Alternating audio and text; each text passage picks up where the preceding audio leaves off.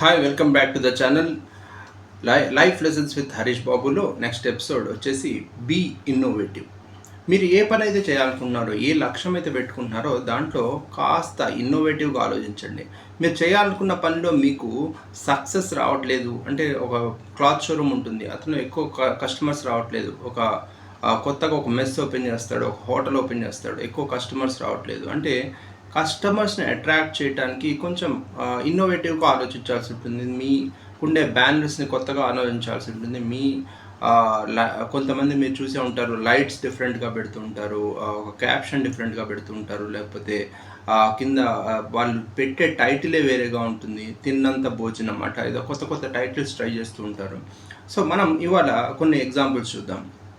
Jim Carrey అనే ఒక comedian, Hollywood comedian ఉండేవాడు. ఇతను ఎన్ని రకాలుగా ట్రై చేశాడు అంటే, కామెడీ ఒకరోజు స్టాండప్ ఇతను ఎప్పుడైతే యాక్టర్ అవ్వకముందు స్టాండప్ కామెడీగా ఉండేవాడు.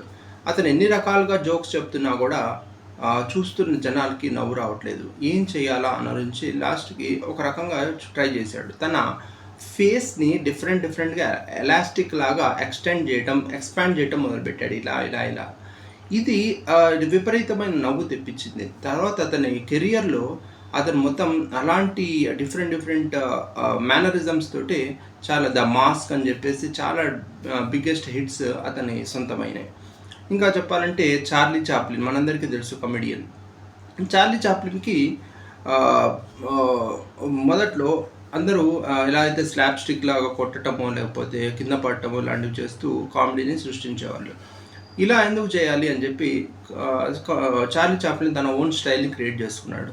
ఒక హ్యాట్ పెట్టుకొని, ఒక సూట్ వేసుకొని, ఒక డస్టీగా అంటే చాలా ఏమంటారు డర్టీగా ఉండే క్లాత్స్ వేసుకొని, మొహాన్ని ఎప్పుడూ కూడా నవ్వకుండా కేవలం ముభావంగా ఉంటూ బాధగా ఫేస్ పెట్టి ఒక ఎమోషన్ని పలికించి దాంతో కామెడీ ట్రై చేశాడు. అది చాలా వర్కౌట్ అయింది.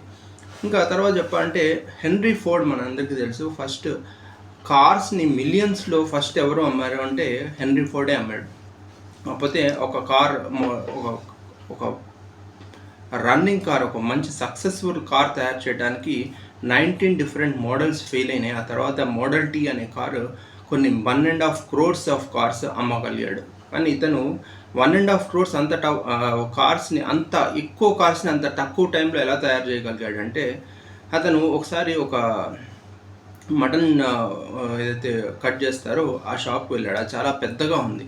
అందులో ఏంటంటే మామూలుగా అయితే ఒక షాప్లో ఒక టోటల్గా ఒక బీఫ్ని కానీ ఒక గోట్ని కానీ కట్ చేయాలంటే ఒక మనిషే కట్ చేస్తాడు. కానీ అతను చూసిన ఆ షాప్లో ఒక్కొక్కళ్ళు ఒక్కొక్క పీస్ని కట్ చేస్తున్నారు. అంటే ఒకరు హెడ్, ఒకళ్ళు ఇలా. ఇది అతనికి నచ్చింది. అంటే ఒక్కొక్క పీస్ ఒక్కొక్కరికి ఇచ్చేస్తే వర్క్ని డిస్ట్రిబ్యూట్ కనుక చేయగలిగితే వర్క్ ఫాస్ట్గా అవుతుంది అనే ఐడియా వచ్చి అతను కార్ మొత్తాన్ని ఒకళ్ళే ఎందుకు తయారు చేయాలి, టైర్స్ విభాగం ఒకరికి, స్టీరింగ్ విభాగం ఒకరికి, ఆ సీట్స్ అనేది ఒకరికి, బాడీ ఒకరికి, ఇట్లా డిఫరెంట్ సెక్షన్స్ తయారు చేసి వీటన్నిటిని అసెంబ్లింగ్ ఇంకో సెక్షన్ పెట్టేశాడు. దాంతో ఈ ఒక్క ఐడియా ఏదైతే ఉందో అతనికి ఒక్కొక్క కార్ చేయడానికి 1 month పట్టేది 1 monthలోనే 10-20 కార్స్ అయిపోవడం మొదలుపెట్టాయి. అంటే హండ్రెడ్స్ ఆఫ్ కార్స్ అయిపోయినాయి. దాంతో అతను నెంబర్ ఆఫ్ కార్స్ తక్కువ టైంలో ఎక్కువ కార్స్ అమ్మగలిగాడు. ఇంకా చెప్పాలంటే ఒక తర్లా దలాల్ అనే ఒక లేడీ చెఫ్ ఉండేది. ఆమె ఏంటంటే ఒక కుక్ బుక్ రాసింది. తను రాసిన కుక్ బుక్ పబ్లిష్ అయితే అయింది, కానీ కొన్ని వేల బుక్స్ ఆమె దగ్గరే ఉండిపోయినాయి. అవి సెల్ అవ్వట్లేదు. ఏం చేయాలని ఆలోచించింది. లాస్ట్కి ఆ బుక్స్ని మామూలుగా మనం అమ్మేస్తాం కదా, న్యూస్ పేపర్స్కి అమ్మేస్తాం కదా, ఓల్డ్ న్యూస్ పేపర్ కొనేవాడు కేజీల లెక్క.